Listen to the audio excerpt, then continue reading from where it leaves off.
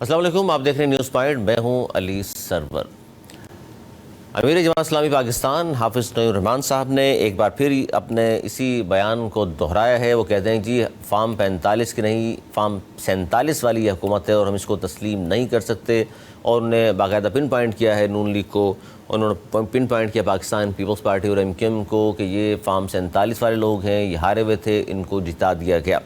اور ایک بڑی خبر ظاہر ہے اسحاق ڈار صاحب کے حوالے سے، سبھی سوچ رہے ہیں اس حوالے سے کہ اسحاق ڈار صاحب کو اچانک ایک نوٹیفیکیشن جاری ہوا اور ڈپٹی وزیر اعظم پاکستان ان کو نامزد کر دیا گیا۔ اس کی کیا وجوہات تھے؟ کیا نون لیگ میں اختلافات اس حد تک بڑھ چکے ہیں؟ اور میاں صاحب چونکہ پرائم منسٹر نہیں ہیں تو میاں صاحب کے جو قریب لوگ ہیں ان کو بڑے عہدے دیے جائیں، کیا نون تشین اور اس طرح کی جو باتیں ماضی میں کی جاتی رہی ہیں اس کا ہی شاخسانہ ہے؟ کیونکہ اس طرح کے بیانات بھی نون لیگ کے سینئر لوگوں کے آپس میں جو اختلافات ہیں باہر آ رہے ہیں اور یہ بظاہر زینت بن رہے ہیں میڈیا کی بھی، تو کیا اسی سلسلے کی یہ کڑی ہے یا وجوہات کچھ اور ہیں؟ اس پر بھی آج کے پروگرام میں گفتگو ہوگی، اور گفتگو یہ بھی ہوگی کہ پی ٹی آئی نے کہا ہے کہ جی ہم بات چیت کے لیے تیار ہیں، مگر ایک طرف تو جمہوریت کے حوالے سے سپریمیسی کی باتیں ہوتی ہیں، ڈیموکریسی سپریمیسی کی، لیکن وہ کہتے ہیں جی ان سیاسی جماعتوں سے یا حکومت سے ہماری بات چیت نہیں ہو سکتی، نہ ان سے ہم کرنا چاہتے ہیں، ہم بات کریں گے اسٹیبلشمنٹ سے جو ان کو چلا رہے ہیں، ان کا یہ موقف ہے۔ اس پر بھی ہم کوشش کرتے ہیں۔ اور پھر سندھ میں ایک تبدیلی ہونی تھی، ایک آئینی عہدہ ہے گورنر سندھ کا، کامران ٹسوری صاحب گورنر ہیں اور کہا جا رہا ہے ان کو تبدیل کیا جا رہا ہے۔ بہت سارے نام سامنے آئے، فاروق نسیم صاحب کا نام سامنے آیا، خوش بخش شجاعت صاحبہ کا نام سامنے آیا، پھر ایک نون لیگی رہنما ہیں جو سندھ میں موجود ہیں، ان کے بارے میں کہا گیا کہ جی نون لیگ چاہتی ہے کہ سندھ میں بھی ان کی نمائندگی موجود ہو تو گورنر ان کو تعینات کیا جائے گا۔ اس پہ بھی ہم بات کریں گے، اور ہمارے ساتھ اسی پر بات کرنے کے لیے موجود ہیں معروف صحافی تجزیہ کار پرویز سندیلہ صاحب۔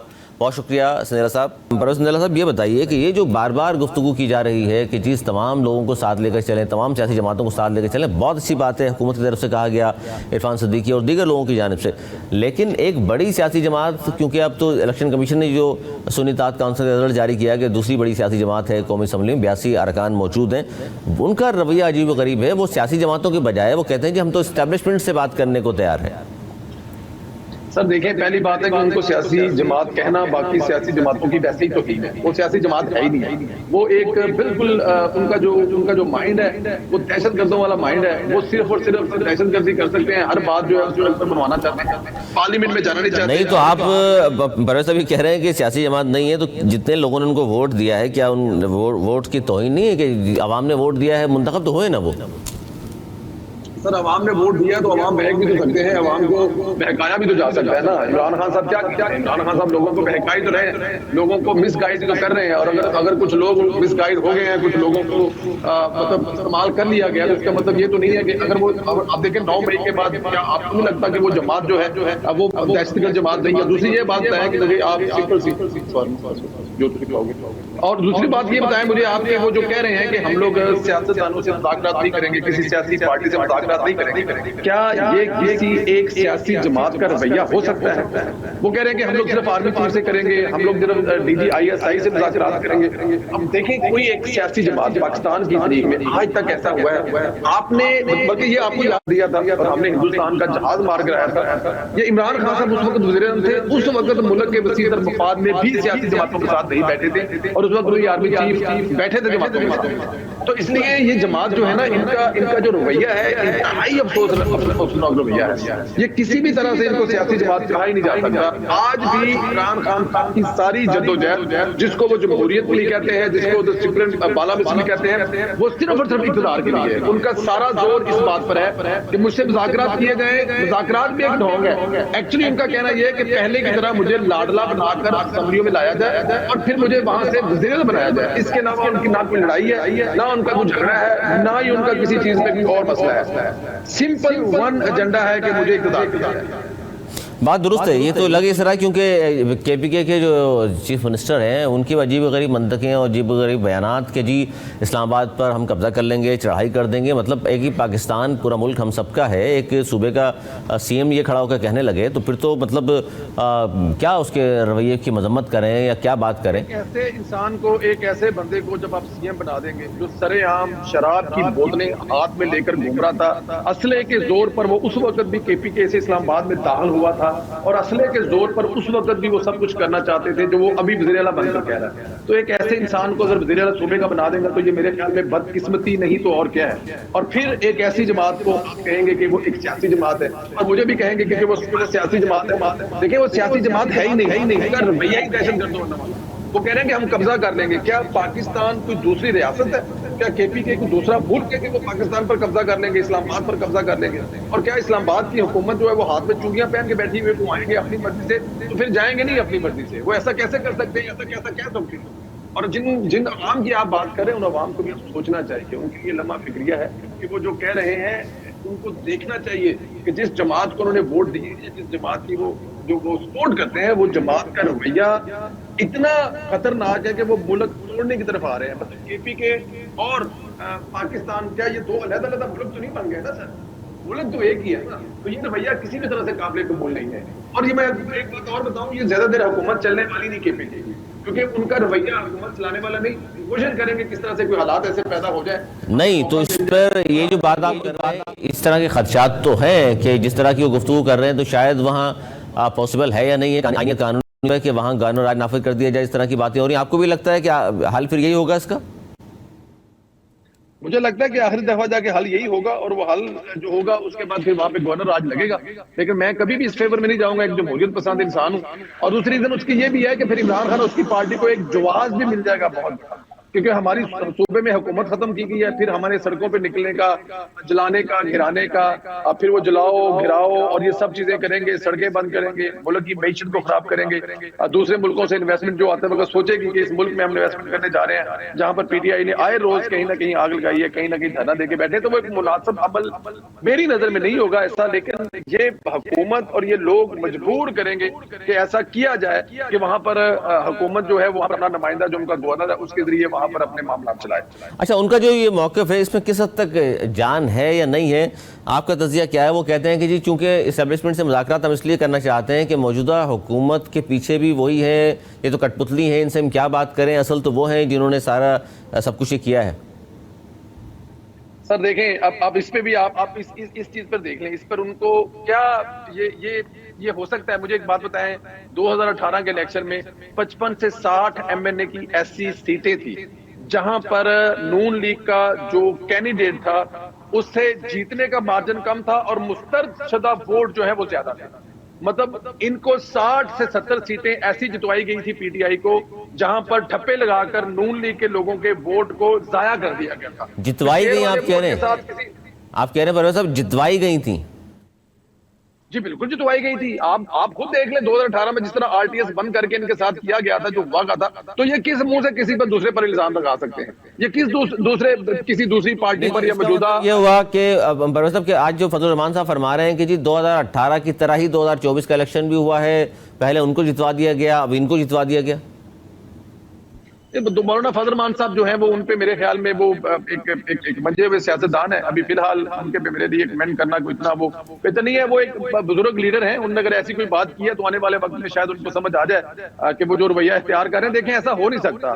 پھر مولانا فضل الرحمان صاحب چاہتے کیا ہیں؟ 2018 کے بھی الیکشن ٹھیک نہیں تھے, یہ بھی ٹھیک نہیں تھے, اور اگلی دفعہ مولانا فضل الرحمان صاحب کی جیت کسی صوبے میں حکومت میں اگر نہیں آئے گی تو اگلی دفعہ بھی ایسے ہوگا تو ملک ٹھیک کون کرے گا؟ دیکھیں اس سے ان تمام چیزوں سے ہٹ کر ہمیں یہ سوچنا پڑے گا کہ شہباز شریف صاحب نے پچھلے 2 مہینے کی کارکردگی میں یہ ثابت کر دکھایا کہ اگر وہ 4 سال یا 5 سال حکومت پوری کرتے ہیں تو اس ملک کے حالات ٹھیک ہو سکتے ہیں. دیکھیں 3 ملکوں کے دورے, دیکھیں 2 دفعہ وہ, ایک دفعہ سعودی عرب جا چکے ہیں, سعودی عرب یہاں پہ آ رہا ہے, ایران ان حالات میں یہاں پر آ رہا ہے, اور اگر ہماری ایران کے ساتھ گیس پائپ لائن اور تیل کے معاملات پر کچھ چیزیں بن سکتی ہے, معاہدے ہو سکتی ہے, تو آپ کے ملک میں جو مہنگائی کا مسئلہ ختم ہوگا.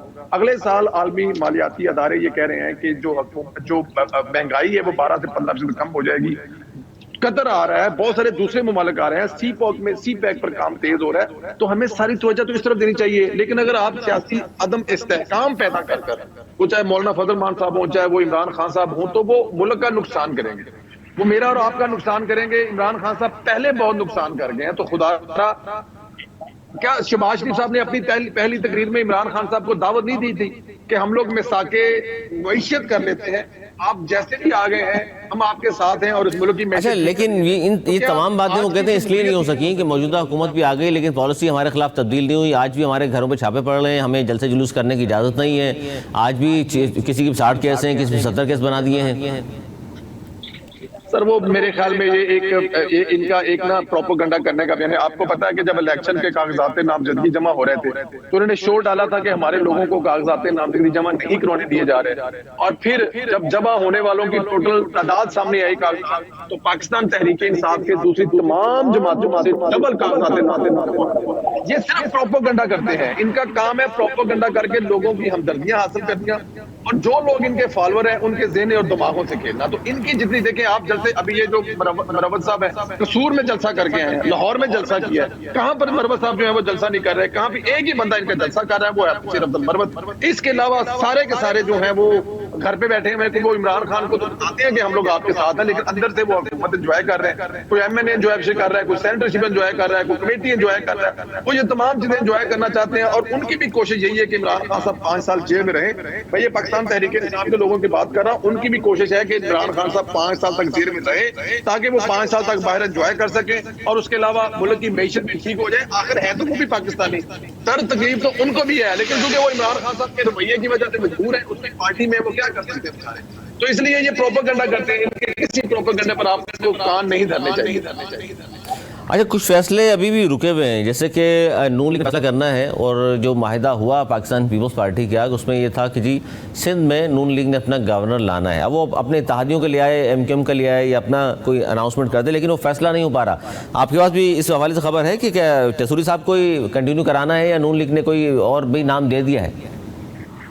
جی نام میں نے بھی کل کوشش کی تھی کیونکہ شہباز صاحب جو آئے ہوئے تھے وہاں پر خبر ملے اندر سے اجلاس کی, لیکن ابھی تک فی الحال جو ہے وہ ایسا کوئی فیصلہ نہیں ہوا کہ ٹیسوری صاحب بھی کنٹینیو کریں گے. وہاں پر پاکستان مسلم لیگ نون سندھ کی پوری کوشش ہے کہ وہ وہاں پر, کیونکہ سندھ میں جو دیکھیں مرکز میں جو حکومت ہے ان کا نمائندہ ہوتا ہے وہاں پر ہر صوبے میں, تو اس وقت پاکستان مسلم لیگ نون کی حکومت ہے, ان کا حق ہے کہ وہ اپنا نمائندہ جو ہے وہ وہاں پر رکھ سکیں. اور اگر اپنا نمائندہ رکھتے ہیں اور یہ بات بھی ہوئی ہے ان کی, اگر پنجاب میں فرض کیا کہ ان کی پاکستان پیپلز پارٹی کی ہے تو سندھ میں پاکستان مسلم لیگ نون کی ہے, لیکن کیونکہ ابھی تک ٹو ارلی ہے اور اس وقت جو شہباز صاحب ہے وہ معیشت کے لیے بھاگ دوڑ میں بزی ہیں, مصروف ہیں. اگلے 1 آدھ دن میں 10 دن میں 15 دن میں انشاءاللہ تعالیٰ جو ہے وہ فیصلہ ہو جائے گا. اور مجھے بڑی امید ہے کہ پاکستان مسلم لیگ نون کا کچھ سینئر رہنما سندھ سے جن کی بڑی قربانیاں ہیں وہ اللہ تعالیٰ کی ذات خیر کرے گی اور وہ نمائندگی کریں گی مرکز کے, اور وہ پاکستان مسلم لیگ کا کوئی بھی سینئر, مطلب بہت زیادہ لوگ ہیں, اب میں کسی ایک نام لوں گا تو وہ شاید وہ پن پوائنٹ ہو جائے گا, تو مسلم لیگ نون کا ہی گورنر سندھ بنے گا اور یہی بات ہوئی ہے انشاءاللہ. اچھا یعنی ایم کیو ایم کو جو اتحادی ہے اس کو ناراض کرنے جا رہی ہے نون لیگ؟ نہیں کیوں ناراض کرنا ہے جی, ایم کیو ایم کو ماشاءاللہ مطلب کہ ایم کیو ایم اس وقت اپنے پورے اس پر ہے, اس کے ساتھ جو بات ہوئی ہے اپنی جو ان کی وزارت ایک وزارت تو ملی ہے اب تک پرویز صاحب, ایک وزارت ملی ہے خالد مغول صدیقی صاحب کو. سر وہ ابھی اس لیے ملی ہے کہ اگلے فیز میں ابھی 2 سے 3 دفعہ جب ایکسٹینڈ ہوں گی, یہ کابینہ ایکسٹینڈ ہوگی تو اس میں ایک آدھ ان کا اور آئے گا ہی نا, ایک تو نہیں رہے گی نا. ہمیں بھی پتا ہے کہ ایم کیو ایم ایک وزارت پر نہیں بیٹھنے والی. اچھا گورنر تو اس کا مطلب خبر ہے آپ کے پاس, گورنر تو یہ تبدیل ہونا ہی ہے کچھ بھی کر لیں. نون لیگ پاکستان مسلم لیگ نون جو سندھ ہے اس کا اپنی حکومت پر اپنی پارٹی پر پریشر ہے کہ گورنر ہمارا ہونا چاہیے, تو اس لیے ظاہر ہے پارٹی جو ہے وہ اپنے لوگوں کو ایڈجسٹ کرنے کے لیے, اپنے لوگوں کی بات سننے کے لیے وہ انشاءاللہ تعالی وہاں پر مجھے بڑا پورا یقین ہے کہ جو وہاں پر مسلم لیگ نون کا گورنر آئے گا. اور پنجاب میں بھی ظاہر ہے قائرہ صاحب اور دیگر نام سامنے آئے لیکن وہاں بھی ابھی تک اناؤنس نہیں کیا گیا, بنایا نہیں گیا نیا گورنر. میں یہی کہہ رہا ہوں نا کہ ابھی ٹو ارلی ہے, حکومت بنی کو 2 مہینے ہو گئے ہیں اور یہ چیزیں جو ہیں وہ ابھی پروسیس میں ہیں اور وہ آنے والے دنوں میں آپ دیکھیں گے جہاں جہاں جو بھی حکومتی جو باتیں بیٹھی ہوئی ہیں ساتھ آپس میں ان کی جو بات ہوئی ہے وہ اس کے مطابق ہوں گے, لیکن کیونکہ ابھی ظاہر ہے ابھی ٹو ارلی ہے, حکومت جو ہے وہ مسائل میں گھری ہوئی ہے. اس کو اچھا مطلب ایسا تو نہیں ہوگا پرویز صاحب, ایسا تو نہیں ہوگا جیسے محسن نقوی, اورنگزیب, پتہ چلے جی فیصل واوڈا کہیں کا گورنر بن گیا ہے اور کہیں کا کوئی اور گورنر بن گیا ہے اور نون لیگ والے بھی دیکھ رہے ہیں اور باقی سارے دیکھ رہے ہوں؟ جس کا آپ نے نام لیا میرا خیال میں اس کا تو سینٹر بننا بھی اس ملک کی بدقسمتی ہے, لیکن چلیں اب آپ اس پر کیا تبصرہ کیا جائے. اب ایسے لوگوں کو اگر آپ نے گورنر بنانا ہے, ایسے لوگوں کو کل آپ نے کہیں اوپر لے کے جانا ہے, تو میرے خیال میں اس سے زیادہ اس ملک کی اور بدقسمتی کیا ہو سکتی ہے. مجھے تو پھر وہ بات آ جاتی ہے کہ شاید حکمرانوں میں کوئی ایسے طبقہ ہے یا کوئی ایسے لوگ ہیں جن کی وجہ سے یہ فیصل واٹا جیسے لوگ جو ہم پر مسلط کیے جاتے ہیں, لیکن خیر کیے گئے ہیں, لیکن اللہ نہ کرے منہ میں خاک کہ یہ فیصل واٹا صاحب جو کسی ایسے عہدے پر آئے, اور میرا نہیں خیال کہ فیصل واٹا صاحب کو کہیں کسی جگہ پہ کنسرن نہیں کیا جائے. اچھا باقی جو 2 نام لیے اس پر تذکرہ نہیں کیا پرویز صاحب آپ نے؟ جی وہ دیکھیں، پہلی بات تو یہ ہے کہ وہ جو محسن نقوی صاحب ہیں ان کو ان کی کارکردگی پر جو ہے وہ مطلب کہ آگے لے کے آیا گیا ہے کہ انہوں نے پنجاب میں بڑا اچھا ڈلیور کیا ہے، اور خاص طور پہ پی ٹی آئی کو جس طرح دیکھیں، جس طرح پی ٹی آئی نے دہشت گردی مچائی نون لیگ سے تعلق ہے نا ان کا؟ اس کے علاوہ جی نون لیگ سے تعلق ہے محسن نقوی صاحب کا بھی اور اورنگزیب صاحب کا بھی؟ ان کا پاکستان سے پاکستان سے تعلق ہے؟ پاکستان سے تو ہم سب پاکستانی ہیں، 25 کروڑ عوام میں ظاہر ہے۔ جی جی جی جی جی جی جی جی جی جی بالکل. ان کا آپ نے پوچھا جی کس سے تعلق ہے، تو میں نے کہا جی ان کا پاکستان سے تعلق ہے. اب پاکستان کا جن سے پاکستان کا تعلق ہے وہ آپ خود سمجھدار ہیں. ظاہر ہے. بہت شکریہ پروفیسر سندیلہ صاحب ہمارے ساتھ موجود تھے جی. بالکل، اور اصل بات تو یہ ہے کہ پاکستان کو جب آگے بڑھانا ہے تو کوئی بھی پاکستانی ہو جس کو کمپیٹنٹ ہو اس کو آگے لے کر آیا جائے تاکہ بہتری ہو، اس خاص طور سسٹم میں بہتری آئے، لوگوں کو ساتھ لے کر چلے. محسن نقوی صاحب اور اورنگزیب صاحب، دیگر نام بھی سامنے آتے ہیں، لیکن چونکہ اپنے ہی صفوں میں نون لیگ کے اس طرح کے لوگ موجود ہیں، جس طرح رانا ثناء اللہ صاحب ہیں یا لطیف صاحب ہیں، جاوید لطیف صاحب، ان سب کے جو بیانات ہیں وہ اس قسم کے ہیں کہ جی ہمارا تعلق نہیں ہے، اور آپ سب جانتے ہیں کس قبیلے سے، کس خاندان سے ان کا تعلق ہے اور ان کو بنا دیا گیا ہے.